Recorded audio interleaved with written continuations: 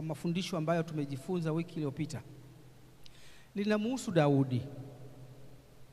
Daudi wakati anaelekea kwenda kushindana na Goliath, alikwenda kwa uwezo wa Mungu. Mungu ndiye aliyempa nguvu ya kwenda kupambana na Goliath. Hakuwa na kitu kingine mkononi, alikuwa na kombeo na jiwe. Lakini katika kupambana kwake, hatimaye Goliath alishinda. Daudi alishinda, akamuua mwamba Goliath. Lakini aliendelea, alivyomupiga akafa kwa jiwe, alikwenda alikata shingo yake. Maana yake ni kwamba Goliath alikufa. Swali langu, je, Daudi aliruhusiwa na Mungu kukata shingo na kuua?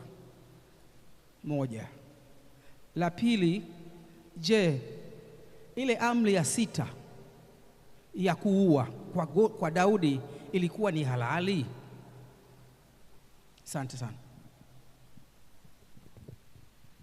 Asante. Pastor, umetufundisha kwamba tunapotoa sadaka tunasogea karibu na Mungu. Tunaizungumziaje Malaki inaposema leteni zaka ghalani mwangu ili muone madirisha ya mbinguni yatakavyofunguka na kumwagieni baraka za kutosha? Na wewe umesema hatutoi ili kupokea. Umesema tunapotoa tunasogea karibu na Mungu. Asante sana.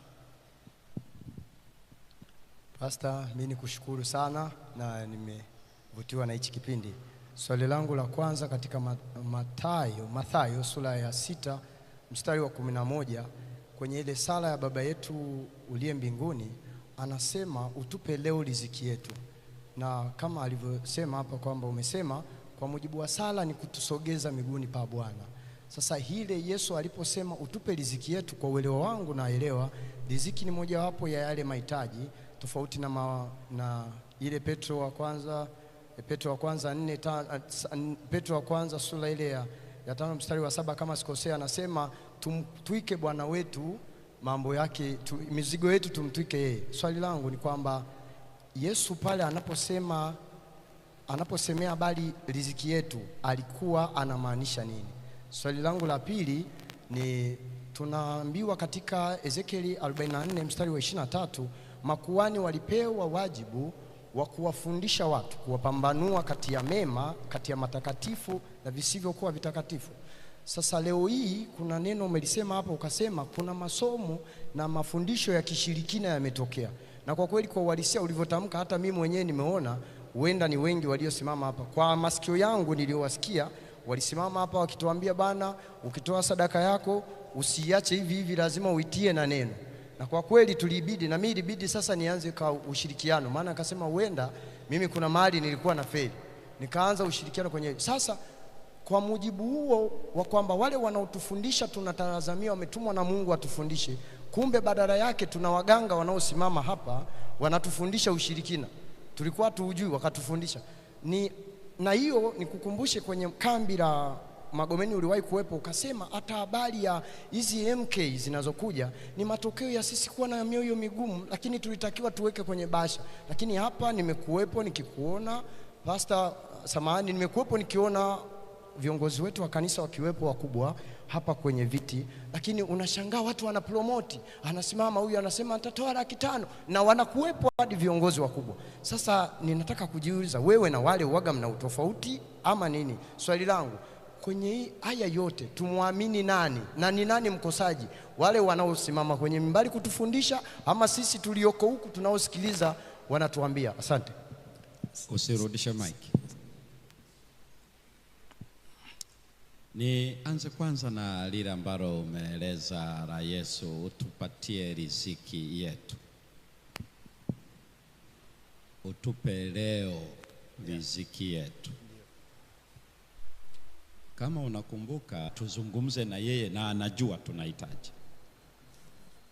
Yaani anafurahia sisi kuja kumweleza wakati anajua Kwa nini asitupatie kabla hatujamwambia? Hiyo ndio ilikuwa inatembea ndani ya kufungua msimbo wa sala. Pale anaposema utupatie riziki, haimaanishi sasa Bwana leo ndo tunataka riziki. Mojawapo ya eneo ambao nilizungumza kwa dhati sana ni eneo hilo. Ni elezeo la imani alionayo mtu kwa Mungu anayetoa, aliye mtunzaji kwa watoto wake. Naomba urudie, sijaelewa. Ni uelewa wa mwanadamu kwa baba yake wa mbinguni ambaye anajua na anayetoa. Ni mwitikio, kama ningeeleza hivyo, ni mwitikio wa shukurani kwa utoaji wa maisha kwa watu.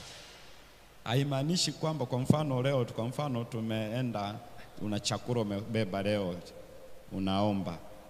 unaomba nini saa hiyo? Kuna vitu vingi tunavifanya huwa hata hatujui ni nini tunafanya. Unaomba wakati unaenda kununua sokoni hicho chakula, ama kinapokuwa kimepikwa, kimeletwa hapa, kilichopikwa kiko hapa, unaomba nini? Unapoenda kununua sokoni unaomba nini? Au sisi ni wakati na kupeleka kijiko mdomoni.